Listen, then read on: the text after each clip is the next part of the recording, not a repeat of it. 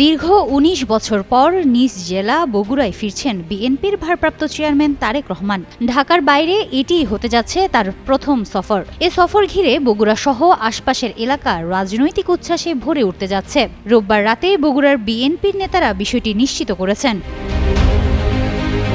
জানা গেছে, আগামী রোববার তারেক রহমান বগুড়ায় পৌঁছে সেখানে রাত্রি যাপন করবেন। পরদিন ১২ জানুয়ারি সোমবার সকাল ১০টায় বগুড়ার আলতাফুন্নেসা খেলার মাঠে তার মা ও সাবেক প্রধানমন্ত্রী বেগম খালেদা জিয়ার আত্মার মাগফিরাত কামনায় আয়োজিত গণদোয়ায় অংশ নেবেন তিনি।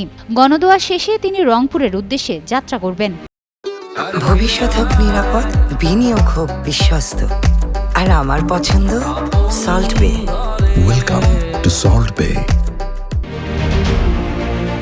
রংপুর যাওয়ার পথে তিনি বগুড়ার শিবগঞ্জ উপজেলার মহাস্থানে অবস্থিত হযরত শাহ সুলতান মাহমুদ বলখী রাদিয়াল্লাহু এর মাজার জিয়ারত করবেন। বগুড়া জেলা বিএনপির নেতারা জানিয়েছেন, সফরকে ঘিরে জেলায় দলীয় নেতাকর্মীদের প্রস্তুতি চলছে।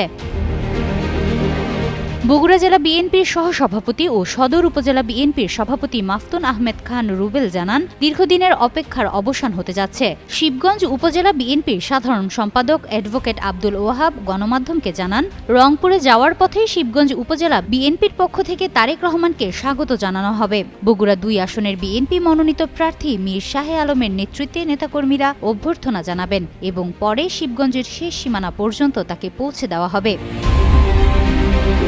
আসন্ন জাতীয় সংসদ নির্বাচনে বিএনপির ভারপ্রাপ্ত চেয়ারম্যান তারেক রহমান বগুড়া ৬ আসন থেকে প্রতিদ্বন্দ্বিতা করছেন। ইতোমধ্যে তার মনোনয়নপত্র বৈধ ঘোষণা করেছেন জেলা প্রশাসক ও জেলা রিটার্নিং কর্মকর্তা তৌফিকুর রহমান। জেলা প্রশাসক জানান, যাচাই বাছাই শেষে তার মনোনয়নপত্রে কোনো ধরনের ত্রুটি পাওয়া যায়নি।